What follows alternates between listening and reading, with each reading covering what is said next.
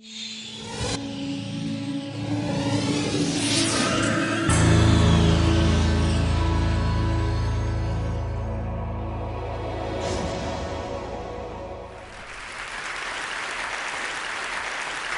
a few minutes ago, I took this picture about 10 blocks from here. This is the Grand Cafe here in Oxford. I took this picture because this turns out to be the first coffee house to open in England in 1650. That's its great claim to fame. And I wanted to show it to you not because I want to give you the kind of, Starbucks tour of historic England, but rather because the English coffee house was crucial to the development and spread of one of the great intellectual flowerings of the last 500 years, what we now call the Enlightenment. And the coffee house played such a big role in the birth of the Enlightenment, in part because of what people were drinking there, right? Because before the spread of coffee and tea through British culture, what people drank, both elite and mass folks drank day in and day out from dawn until dusk, was alcohol, right? Alcohol was the daytime beverage of choice. You would drink a little beer with breakfast and have a little wine at lunch, a little gin, particularly around 1650, and top it off with a little beer and wine at the end of the day. That was the healthy choice, right? Because the water wasn't safe to drink. And so effectively, until the rise of the coffee house, you had an entire population that was effectively drunk all day. And you can imagine what that would be like, right, in your own life, and I know this is true of some of you, if you were drinking all day and then you switched from a depressant to a stimulant in your life, you would have better ideas. You would be sharper and more alert. And so it's not an accident that a great flowering of innovation happened as England switched to tea and coffee. But the other thing that makes the coffee house important is the architecture of the space. It was a space where people would get together from different backgrounds, different fields of expertise, and share. It was a space, as Matt Ridley talked about, where ideas could have sex, right? This was their conjugal bed, in a sense. Ideas would get together there. And an astonishing number of innovations from this period have a coffee house somewhere in their story. I've been spending a lot of time thinking about coffee houses for the last 5 years because I've been kind of on this quest to investigate this question of where good ideas come from. What are the environments that lead to unusual levels of innovation, unusual levels of creativity? What's the kind of environmental, what is the space of creativity? And what I've done is I've looked at both environments like the coffee house, I've looked at like media environments like the World Wide Web that have been extraordinarily innovative. I've gone back to the history of the first cities. I've even gone to biological environments like coral reefs and rainforests that involve unusual levels of biological innovation. And what I've been looking for is shared patterns, kind of signature behavior that shows up again and again in all of these environments. Are there recurring patterns that we can learn from, that we can take and kind of apply to our own lives or our own organizations, our own environments, to make them more creative and innovative? And I think I found a few. But what you have to do to make sense of this and to really understand these principles is you have to do away with a lot of the way in which our kind of conventional metaphors and language steers us towards certain concepts of idea creation, right? We have this very rich vocabulary to describe moments of inspiration, right? We have the kind of the flash of insight, the stroke of insight, we have epiphanies, we have eureka moments, we have the light bulb moments, right? All of these concepts, as kind of rhetorically florid as they are, share this basic assumption, which is that an idea is a single thing. It's something that happens often in a wonderful, illuminating moment.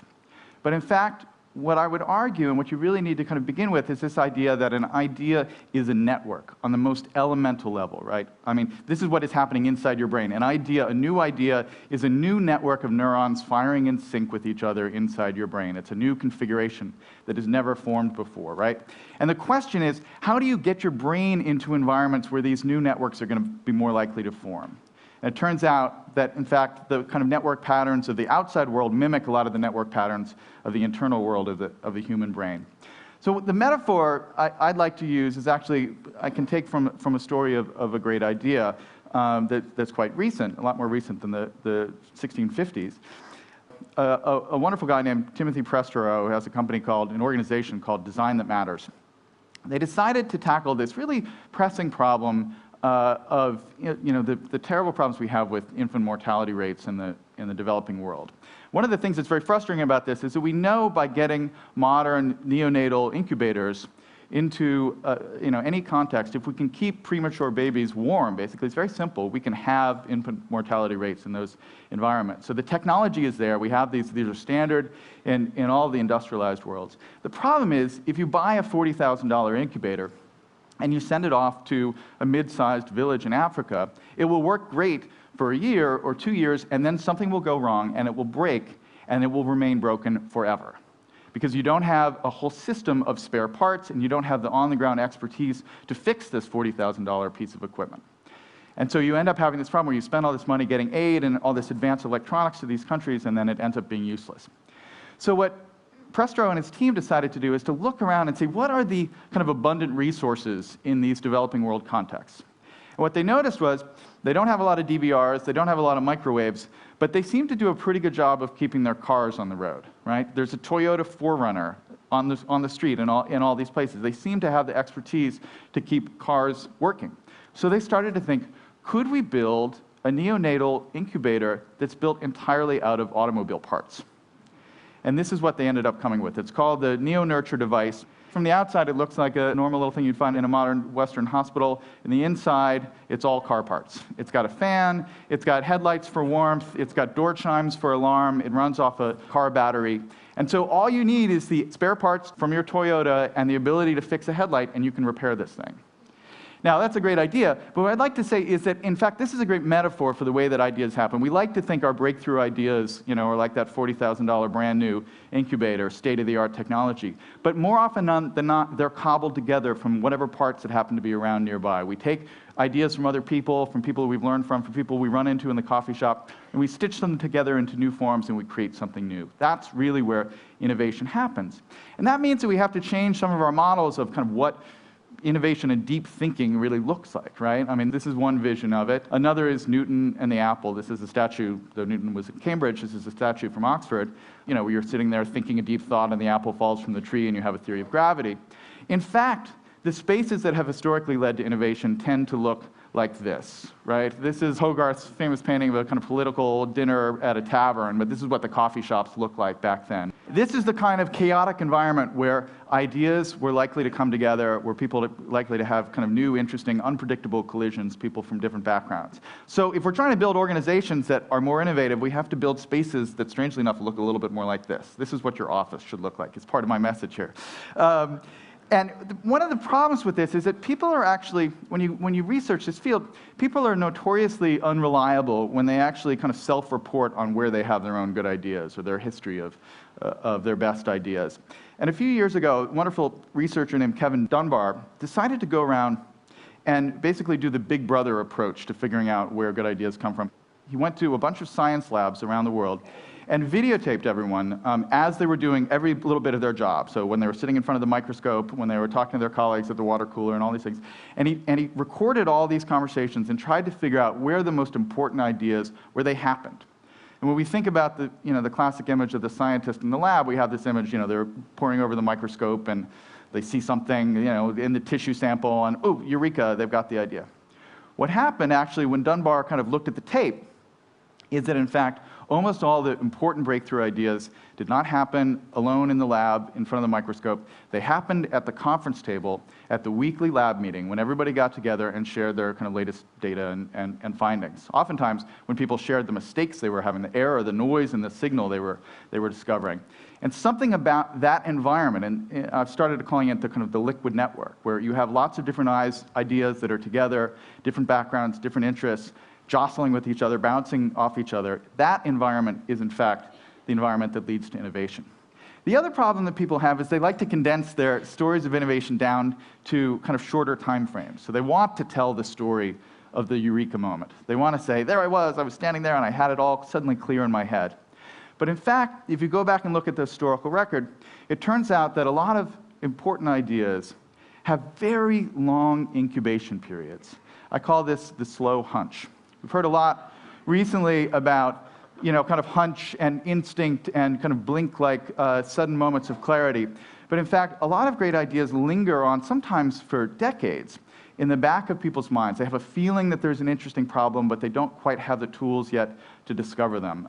They spend all this time, kind of working on certain problems, but there's another thing lingering there that they're interested in, but they can't quite solve. Darwin is a great example of this. Darwin himself, in his autobiography, tells the story of coming up with the idea for natural selection as a classic eureka moment. He's in his study, it's October of 1838, and he's reading Malthus, actually, on population, and all of a sudden, the basic algorithm of natural selection kind of pops into his head, and he says, at last, I had a theory with which to work. That's in his autobiography. About a decade or two ago, a wonderful scholar named Howard Gruber went back and looked at Darwin's notebooks from this period, and Darwin kept these copious notebooks where he wrote down every little idea he had, every little hunch. And what Gruber found was that Darwin had the full theory of natural selection for months and months and months before he had his alleged epiphany reading Malthus in October of 1838. There are passages where you can read it and you think like you're reading from a Darwin textbook from the period before he has this epiphany. And so what you realize is that Darwin, in a sense, had the idea, he had the concept, but was unable to fully thinking it yet. And that is actually how great ideas often happen. They fade into view over long periods of time.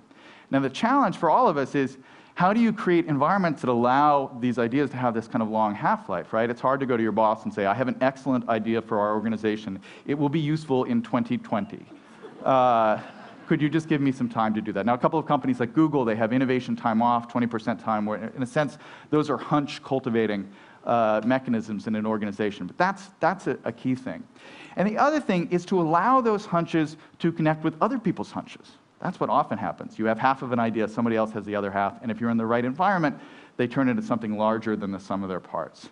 So in a sense, we often talk about the value of protecting intellectual property, building barricades, having secretive R&D labs, patenting everything that we have, so that those ideas will remain valuable and people will be incentivized to come up with more ideas, and the culture will be more innovative.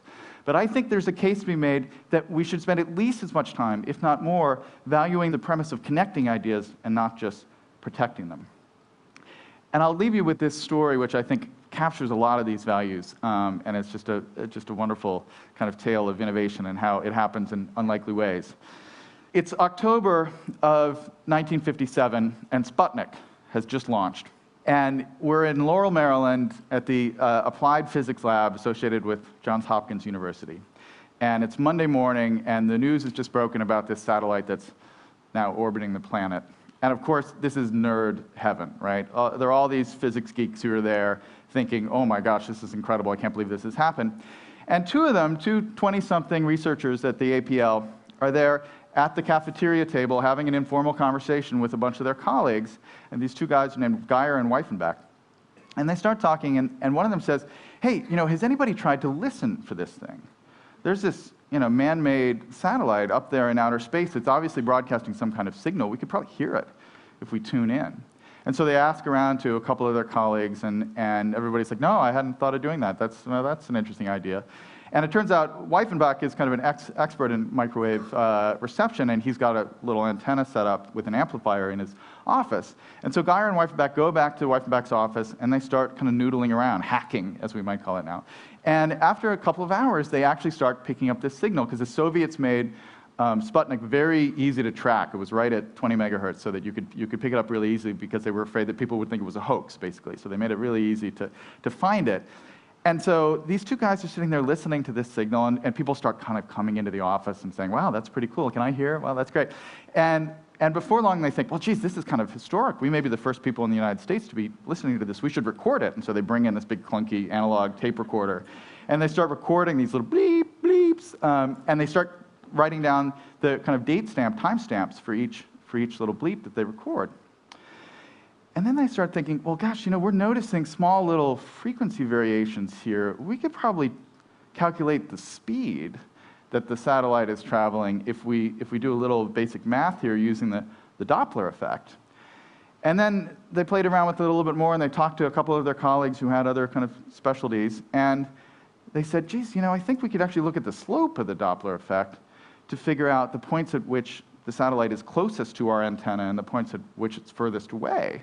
That's pretty cool. And eventually they get permission. This is all a little side project that hadn't been officially part of their job description. But they get permission to use the new UniVac computer that takes up an entire room that they'd just gotten at the APL. And they run some more of the numbers. And at the end of about 3 or 4 weeks, it turns out they have mapped the exact trajectory of this satellite around the Earth just from listening to this one little signal, going off on this little side hunch that they'd been inspired to do over lunch one morning. A couple of weeks later, their boss, Frank McClure, pulls them into the room and says, hey, you guys, I have to ask you something about that project you were working on. You've figured out an unknown location of a satellite orbiting the planet from a known location on the ground. Could you go the other way? Could you figure out an unknown location on the ground if you knew the location of the satellite? And they thought about it, and they said, well, I guess maybe you could. Let's run the numbers here. And so they went back, and they thought about it, and they came back and said, actually, it'll be easier. And he said, oh, that's great, because, see, I have these new nuclear submarines that I'm building, and it's really hard to figure out how to get your missile so that it will land right on top of Moscow if you don't know where the submarine is in the middle of the Pacific Ocean. So we're thinking we could throw up a bunch of satellites and use it to track our submarines and figure out their location in the middle of the ocean. Could you work on that problem? And that's how GPS was born. 30 years later, Ronald Reagan actually opened it up and made it an open platform that anybody could kind of build upon, and anybody could come along and build new technology that would create and innovate on top of this open platform. Left it open for anyone to do pretty much anything they wanted with it. And now, I guarantee you, certainly half this room, if not more, has a device sitting in their pocket right now that is talking to one of these satellites in outer space. And I bet you, one of you, if not more, has used said device and said satellite system to locate a nearby coffee house somewhere in the last day or last week, right? And that, I think, is a great case study, a great lesson in the power, the marvelous kind of unplanned, emergent, unpredictable power of open, innovative systems. When you build them right, they will be led to completely new directions that the creators never even dreamed of. I mean, here you have these guys who basically thought they were just following this hunch, this little passion that had developed. Then they thought they were fighting the Cold War, and then it turns out they're just helping somebody find a soy latte. That is how innovation happens. Chance favors the connected mind. Thank you very much.